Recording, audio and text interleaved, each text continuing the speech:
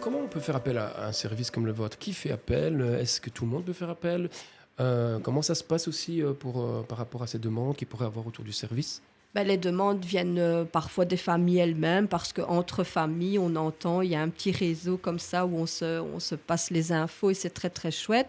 Puis parfois, c'est, bah, les écoles, parfois c'est le PMS, ça peut être l'aide à la jeunesse, enfin, c'est un peu tout secteur confondu. Parfois, bah, là aussi, on reçoit, des jeunes de 17, 18 ans, qui sont passés à travers, toutes les mailles, je vais dire, d'aide parce que voilà, il y a une difficulté depuis la petite enfance et malheureusement, personne ne leur a jamais parlé d'un service d'accompagnement parce que, bah, avant nous, il y a l'aide précoce et c'est précieux quand on a un tout petit bébé.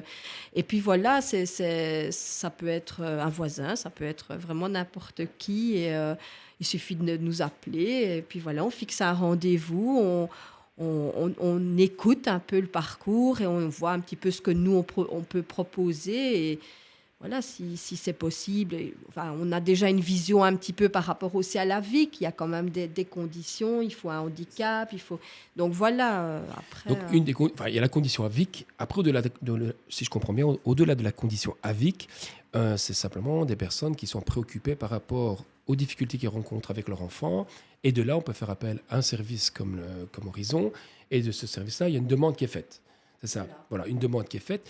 Mais de ce que je connais de votre travail, bien évidemment, heu, est-ce qu'on ne peut pas dire que en tout cas, est-ce qu'on pourrait dire que le travail d'accompagnement s'arrête à la demande? Ou est-ce que c'est bien plus que cela? Non, je pense que c'est plus que ça. La demande, elle est, bah, souvent, c'est des demandes qui arrivent, pour les activités en règle c'est l'apport d'entrée. Maintenant, il y a plein de choses qui peuvent arriver, au travers, justement le lien qu'on tisse avec les parents, le fait qu'on arrive à pointer sur leurs compétences. Donc il y a plein de choses qui peuvent être travaillées. Donc on peut très bien travailler sur, tiens, comment ça se passe à la maison. J'ai du mal avec mon fils parce que il s'entend pas avec sa sœur, et puis finalement on se rend compte que la sœur, elle est en difficulté parce que vivre avec un frère différent, c'est pas toujours évident, que cette jeune fille, elle a pu être parentalisée par exemple, et puis c'est de travailler avec la maman pour justement qu'on puisse un peu rétablir l'équilibre. Et j'ai en tête un jeune, et ce jeune finalement, quand il a été reconnu à la place qu'il y occupait, finalement, il a pu en tous les cas s'ouvrir un peu plus. Mais c'est tout un travail, c'est un travail de dentelle en fait qu'on fait avec les familles, et c'est en fonction de ce qu'elles traversent, de ce qu'elles vivent et de ce qu'elles veulent bien nous Mmh. partager. Ça, Tout à fait. c'est l'intimité de chacun aussi. D'ailleurs, je pense que ça poserait souci et je pense que c'est arrivé parce qu'à Graziella, on en discutait il y a pas très longtemps, où il y a des parents qui font appel à un service comme le vôtre et finalement ne sont que du côté que de la demande, un peu comme si on venait chercher un service, point. Mais à mon avis, ça pose souci parce que vous êtes dans le lien, dans la relation et donc comment on travaille avec ça? Est-ce que ça pose pas souci justement dans le travail? Bah, c'est pas toujours, facile par rapport aux demandes. Moi, je dirais, plus précisément, qui tournent autour de l'école. Parce que là, je pense qu'il y a des attentes de réussite, des attentes et c'est pas notre travail. Alors on peut soutenir le projet scolaire en rencontrant, bah, l'équipe, le réseau, les enseignants, la direction, essayer de mettre en place des choses. Mais je veux dire, c'est pas notre mission première. Donc, voilà, ça c'est parfois un peu compliqué quand il y a des demandes comme ça. Et puis, ben, pour travailler, il faut je veux dire, on doit travailler ensemble. Donc, si la famille n'a l'intention de demander que, par exemple, je ne sais pas, une chose, et puis que nous, on travaille de manière globale, bon, voilà, on essaie quand même petit à petit d'amener cette globalité. C'est pour le bien de l'enfant, c'est pas une obligation, mais c'est parce que, ben voilà, nous, on voit dans nos observations justement les besoins de l'enfant et on essaie d'aller un petit peu plus loin. Maintenant, ben voilà, je le répète parce que je trouve que c'est l'essentiel de notre travail. Le temps est important et voilà, parfois il faut des années. Il y a des suivis chez nous qui vont très très vite. Ben voilà, l'accompagnement a suffi et en une année ou allez, 2-3 années. Et puis, il y a des suivis vraiment sur la globalité des jeunes que j'ai suivis de 6 ans jusqu'à presque 20 ans, parce que le projet a évolué. On a suivi au niveau de toutes les étapes de vie du jeune, donc par rapport à la petite enfance, puis par rapport à l'adolescence, et puis on part vers de l'autonomie. C'est vrai que concrètement, on n'en a pas parlé, mais on travaille aussi l'autonomie, par exemple en rue, dans les transports en commun. Et donc voilà, je pense que nous, tant qu'il y a du sens à travailler, bien évidemment, on ne s'arrête pas. Maintenant, si on perçoit que ce travail peut être effectué ailleurs, bien évidemment, notre travail, c'est aussi d'ouvrir vers le réseau et d'orienter. Tout à fait. Alors, tu parles de sens et vous parlez aussi quelque part de collaboration, puisqu'on parle des familles, puisqu'on ne travaille pas qu'avec une demande, que la demande ne suffit pas. Et on doit construire, tisser des liens pour créer une collaboration. Alors, je me retourne vers toi, Brigitte. Quelle importance tu donnes à la collaboration dans ta pratique avec les familles où se situe cette importance et comment qu'est-ce que tu as envie d'en dire quelque part de cette collaboration à mettre en place? Euh, Mais c'est toujours très singulier parce qu'avec une famille, on fonctionne pas de la même manière qu'avec l'autre famille, enfin d'à côté. C'est Donc, important, ça d'ailleurs. ben, oui, parce que on doit faire avec papa, maman, quand tout va bien. Souvent, c'est des mamans seules. Donc ça, c'est une autre réalité aussi de la famille. Des fois, on a des familles recomposées. Et effectivement, un enfant différent, ben, ça vient mettre à mal encore un peu plus cette... cette vision de la famille, en tous les cas pour les parents. Et ils peuvent être plus fragiles parce que ils sont mis à mal dans leur estime d'eux-mêmes. Et donc, du coup, ça vient colorer aussi l'accompagnement. C'est clair que une maman qui se retrouve toute seule, elle a 3 enfants, elle va pas pouvoir compter sur le même cadre où elle va devoir elle-même trouver des trucs, des astuces. Et c'est pas toujours si évident que ça. Et on est là aussi pour la conseiller, un peu comme Graziella parlait tantôt, de la rassurer peut-être sur ce qu'elle fait, sur comment elle fait les choses, et qu'elle puisse un peu s'apaiser par rapport à ça, ce qui va permettre qu'elle puisse prendre du temps par ailleurs avec les enfants. Enfin, comment je veux dire, c'est comme si c'était quelque chose. Quand on bouge quelque chose, il y a toujours, enfin, tout le système bouge avec. Et donc, c'est pour ça qu'il faut être très attentif et patient, parce qu'on se dit que ce qu'on a pu dire, ce qu'on a pu discuter, les choses qu'on a abordées, la relation entre des frères, par exemple, où il y a un aîné, un moyen et un cadet, l'aîné, c'est l'aîné. Donc, tiens, ça veut dire quoi l'aîné dans ta famille? Ça veut pas dire peut-être la même chose ailleurs. Et donc, de travailler tous ces petits aspects-là pour qu'à un moment donné, le jeune il puisse se sentir aussi entendu, mais que ça prenne un sens pour toute la famille aussi. Donc ça, c'est important. Je trouve ça important. Moi, ça me porte beaucoup Tout à fait. de travailler ça. Cette collaboration est assez complexe quand on entend, parce qu'il faut tenir compte de plusieurs facteurs. Alors là, tu parles de la famille, mais on peut imaginer qu'en plus vient s'ajouter l'école, parfois vient s'ajouter aussi les services extérieurs, parfois vient s'ajouter une tante, un cousin, un voisin. Enfin, il y a plein de choses qui se mettent en place. En même temps, dans cette collaboration avec les familles, j'ai envie de poser la question, mais est-ce que vous avez déjà, à certains moments, même si j'entends que c'est très singulier, parce que chaque situation est une situation, mais est-ce qu'il y a des moments où vous avez pu repérer dans votre expérience, identifier des éléments qui peuvent rendre soit la situation de collaboration complexe ou qui facilitateur justement pour développer cette collaboration? Est-ce que vous avez voilà, des éléments particuliers dans vos accompagnements, dans votre expérience, qui dit, tiens, quand il y a ça, c'est vrai que ça facilite, ou ouais, dans ces situations-là, c'est pas évident quand même, ça vient complexifier un peu.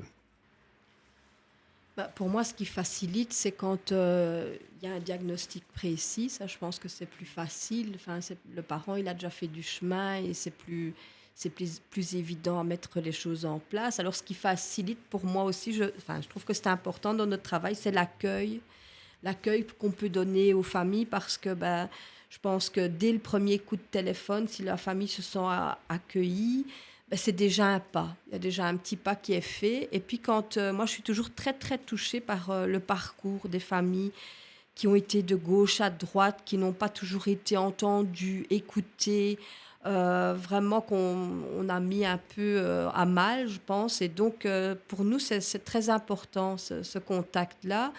tisser un lien de confiance. Voilà, je pense que ça, c'est important.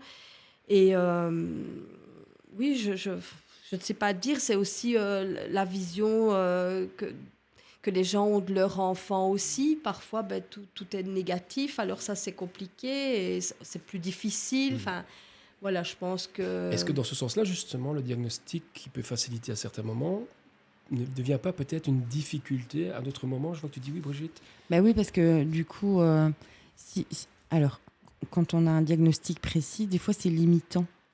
Parce que, on s'arrête, enfin, les parents, en tous les cas, qui sont spécialistes de tout ce parcours qu'ils ont pu avoir avec leurs enfants, mais fatalement, ils se disent, on n'ira pas plus que là.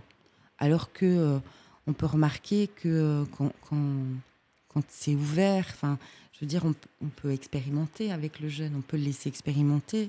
Alors, nous, on n'est pas parents, donc quelque part, voilà, on essaye des petites choses, et quand ça fonctionne, oui, on peut remarquer que finalement, un diagnostic, oui, ça pose des limites, ça peut rassurer, mais ça peut aussi enfermer un peu. Et je pense à un jeune que j'ai suivi quand même assez longtemps, où on nous disait toujours, non, il ne sera pas capable d'eux, il ne sera pas capable d'eux. Finalement, c'est un gamin qui grandit, qui sait s'orienter, il va tout seul, il fait tout en vélo, mais voilà, c'est son truc, c'est le vélo.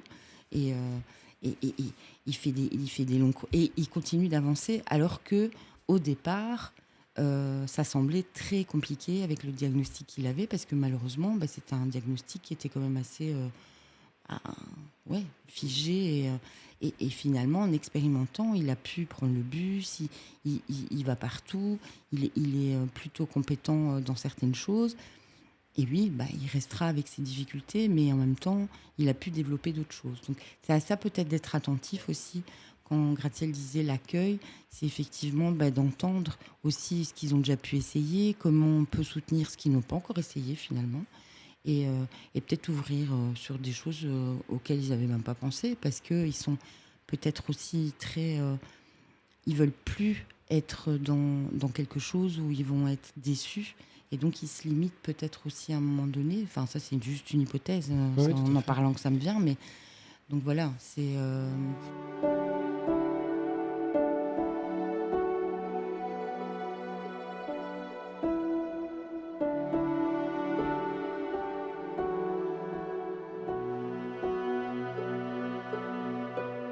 Moi, ça me fait penser aussi une question que je me pose finalement en vous écoutant, c'est que finalement, on parle un peu du diagnostic, qui est tantôt facilitateur, tantôt il vient être un petit peu un obstacle. Est-ce que aussi les diagnostics qui sont posés parfois ne sont pas aussi accompagnés de prescriptions? Un tel diagnostic, il faut faire ceci ou cela. Moi, j'entends dans votre boulot, dans votre travail, dans votre métier, que c'est bien plus que répondre à une prescription mécanique. Et il y a bien autre chose. Et donc, on parle beaucoup de la relation, finalement, dans tout ça. Et donc, je trouve que c'est quelque chose, peut-être une finesse qu'on amène ici dans ce que c'est qu'accompagner, au bout du compte. C'est pas simplement venir chez vous, c'est ce que j'entends. C'est venir ici, avoir une demande. Voilà, on a rencontré tel ou tel médecin ou telle personne, et on doit faire ça avec mon fils. Ben non, il y a bien autre chose autour de ça. Et donc, j'ai envie de poser la question par rapport à ça, justement. Parmi tout ce que vous faites, parce que vous faites quand même beaucoup de choses en accompagnement, c'est pas en un podcast qu'on va tout explorer, mais finalement, quels seraient pour vous des aspects essentiels, peut-être qu'on n'a peut-être pas encore parlé ou qu'on a déjà dit, mais que vous avez envie d'ajouter ça, c'est quand même essentiel dans notre métier. Alors, Graziel, je vois que tu fais un beau oui. C'est que tu as quelque chose en tête. Mais en fait, au-delà de tous les entretiens, tous les dispositifs, tout ce qu'on peut faire de manière concrète avec nos bénéficiaires, leurs familles, je pense que ce qui est essentiel dans notre travail, c'est tous les échanges qu'on a entre collègues, formels ou informels, à travers des réunions d'équipe, à travers des supervisions. Et là, je pense on est toujours au travail, et c'est là, je pense que parfois les gens ne comprennent pas, parce que quand on agit de telle ou telle manière avec un jeune ou avec sa famille, bien avant, on a réfléchi, on a échangé, on s'est dit, si on fait ça, peut-être que ça va nuire dans un certain sens. Qu'est-ce qui nuit? Qu'est-ce qui facilite? Et on est toujours dans dans la réflexion, dans la remise en question de notre personne. Je pense que ça, c'est aussi important de le dire parce que, voilà, on est là avec ce qu'on est et donc il faut faire parfois abstraction justement de tout ce qu'on est, de tous nos préjugés, enfin si on en a en tout cas, et d'aller au-delà de ça et de travailler avec l'humain finalement qu'on a en face de nous. Et je pense que ça, c'est très riche et moi, c'est ce qui me permet de faire ça depuis beaucoup d'années. Et donc, voilà, et c'est toujours ce qui m'enrichit.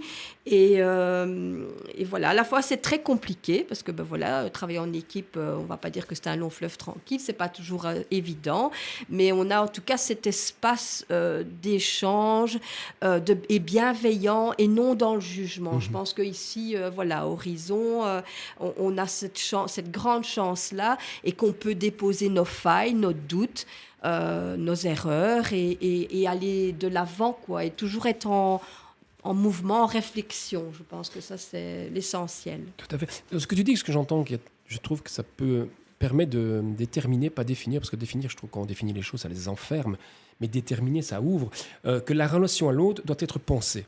Exactement. C'est ce que j'entends dans ce que Exactement. tu dis. Et alors, j'ai envie de renvoyer la question, qu'est-ce que ça amène de penser justement la relation à l'autre? Et comment on fait pour penser cette relation à l'autre? Je me retourne vers les deux. Moi, je veux juste dire de penser, ça permet de ne pas blesser les gens déjà, parce que voilà, comme tout être humain, parfois on peut être un peu agacé par quelque chose, et le fait de déposer et de reprendre du recul, voilà, je pense qu'on reste voilà correct alors vis-à-vis de soit du réseau, de la famille. Enfin voilà, je pense que c'est très très important de prendre ce temps-là, quoi. Pour faire du bon travail et d'être le plus bienveillant possible. Je pense que ça, c'est... Voilà. Alors, j'imagine, bien évidemment, j'imagine bien, puisque je travaille aussi avec vous, hein, donc c'est assez facile pour imaginer, mais qui dit penser à la relation à l'autre, l'importance de cette relation, on en parle très bien, mais ça veut dire aussi qu'il y a des moments, on se sent peut-être parfois en tension dans ces relations. D'où peut-être l'importance de penser. Est-ce que vous avez envie de dire quelque chose par rapport à ça? Qu'est-ce qui vous met parfois en tension dans votre rôle, que ce soit du côté du cadre, que ce soit du côté des attentes externes ou même de vous-même, peu importe, mais qu'est-ce qu'on peut dire de cette tension à la relation qui existe et qu'on doit traiter, j'entends, hein, on doit traiter cette tension. Tu poses des questions hein, quand même qui demandent des réponses très élaborées, je trouve. Mais ce qui est intéressant, c'est aussi de s'autoriser à pouvoir le dire.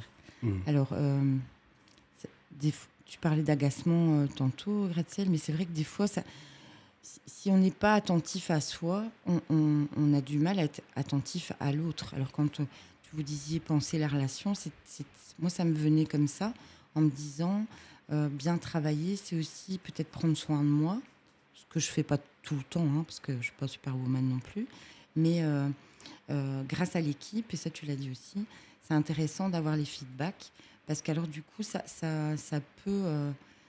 on peut mieux penser, alors je ne sais pas si c'est P-E-N-C-E-R ou P-A-N, voilà, c'est avec les deux. pensements. C'est les deux, certainement. Il y a le soin aussi dedans, bien évidemment. Et donc du coup, le fait d'avoir des échanges avec des collègues, aussi d'échanger avec au niveau professionnel. Moi, j'ai été très touchée quand j'ai lu sur la posture du non-savoir. Je me dis... Purée, alors, ça peut paraître comme ça anecdotique, mais quand on fait des études, on nous dit toujours « Ah oui, mais ça vous savez, ça vous savez, ça vous savez ». Finalement, on sort de là avec plein, soi-disant, de savoir, et puis finalement, on ne sait rien. Et donc, on apprend sur le tas, comme tu dis, et c'est vraiment ça qui fait de nous, je pense, des intervenants, humblement, hein, quand je le dis, mais qui peuvent être très... voilà, ça peut être très riche pour les parents, très riche pour nous et très riche pour les enfants. Parce que si on considère la famille dans leur globalité, c'est aussi leur reconnaître que, comme tout le monde, ils ont le droit d'avoir leurs émotions, de voilà. Mais quelquefois, ça peut mettre en tension parce que on est titillé par la sécurité de l'enfant et ça vient nous renvoyer, à nous, nos propres inquiétudes finalement. Mais il faut que ça se travaille et pour que ça puisse être partagé. Une fois que c'est partagé, à ce moment-là, la tension est déjà apaisée, Tout à fait. dans un premier temps. Ça fait penser à un proverbe arabe qui dit la meilleure part de connaissance, c'est de savoir que l'on ne sait rien. Ça se discute, mais n'empêche qu'il y a une sorte de sagesse là derrière, surtout dans le métier d'accompagnement, parce que comme tu dis très bien, finalement, au bout du compte, on pourrait être pris par l'envie de vouloir tout maîtriser et d'arriver à un but bien précis que l'on aurait projeté. Tu disais bien ça tout à l'heure, Gardiella, mais non, il y a la temporalité de la famille. C'est là où la famille veut aller, c'est pas forcément là où le professionnel veut aller.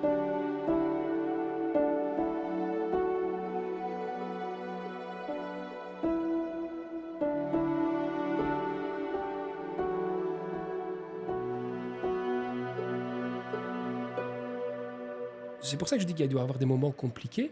Et peut-être on va tout doucement vers la fin, dans les moments les plus compliqués, justement, les plus énergivores, parce qu'on sait bien que le travail de la relation et du soin, c'est énergivore, on n'apprend rien en disant ça, mais qu'est-ce qui vous aide à rester professionnel et qu'est-ce qui vous soutient? Parce que je pense que c'est important, hein, comme tu dis très bien, il faut prendre soin aussi de soi. S'écouter soi, c'est aussi prendre soin de soi pour mieux prendre soin des autres. Donc, qu'est-ce qui vous soutient dans le travail? Qu'est-ce qui vous aide justement à rester cette posture professionnelle et de ne pas tomber soit dans nos travers ou bien s'effacer complètement. Moi, ce qui m'aide vraiment beaucoup, c'est le travail en duo. Je pense que quand on fait des entretiens en famille, ben, on essaie toujours d'être deux, pas toujours, parce que parfois c'est aussi bien indiqué d'être seul, mais en tout cas, quand ça paraît compliqué ou voilà, dans le réseau, idem. Et donc là, on peut se soutenir, on peut, voilà, l'un une idée, l'autre embrayer. Et je pense que ça, c'est très soutenant. Et puis, le fait de partager les choses aussi ensemble, c'est aussi de débattre, parce que je parlais du travail avant, mais il y a aussi tout ce travail après, où justement, on remet des mots sur ce qui s'est passé, on prend du recul. Et c'est bien nécessaire. Et c'est vrai que, par exemple, moi, ce qui est compliqué pour moi, c'est que quand voilà, on pense des enfants en danger et qu'on ne trouve pas de solution, on ne trouve pas de lieu approprié, parce que tout le monde le sait, tous les travailleurs sociaux le savent, il manque de place, il manque d'hébergement, enfin voilà, et ça c'est un peu compliqué pour moi, quand on n'est pas entendu, comme disait Brigitte tout à l'heure, quand on n'est pas entendu dans ce qu'on a pu observer ou voilà, ce qu'on peut partager par rapport aux besoins de l'enfant, ça c'est compliqué.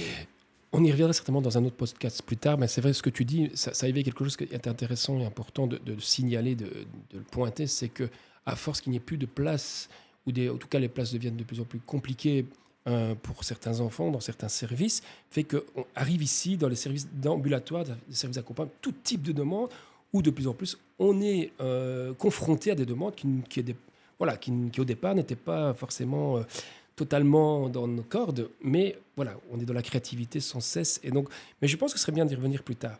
Est-ce que vous avez un point ou l'autre en plus à ajouter par rapport à tout ce que nous avons pu débattre aujourd'hui? Est-ce que vous avez envie d'ajouter quelque chose? Si pas, j'ai une petite surprise pour vous, pour terminer. Je vais vous donner ceci. J'ai sorti huit petites citations. Est-ce que vous voulez bien en choisir une, tout simplement, en disant, tiens, par rapport à tout ce qu'on a dit aujourd'hui, cette situation-là, elle me parle et pourquoi elle vous parle finalement au bout du compte? Je vais peut-être les lire. Marcher avec quelqu'un, ce n'est pas le précéder, ne pas le suivre, mais cheminer à ses côtés. Ça, auteur inconnu. On ne voit bien qu'avec le cœur. L'essentiel est invisible pour les yeux. Le Petit Prince, on connaît tous de Saint-Exupéry. Le véritable voyage de découverte ne consiste pas à chercher de nouveaux paysages, mais à avoir de nouveaux yeux. Marcel Proust, être là tout simplement parfois c'est déjà beaucoup, Jacques Salomé. L'écoute est peut-être le plus beau don que l'on puisse faire à quelqu'un, Jean Vanier. Accompagner, ce n'est pas monter le chemin, mais marcher ensemble vers un sens. Ça s'est inspiré de différents auteurs contemporains, c'est un petit mélange.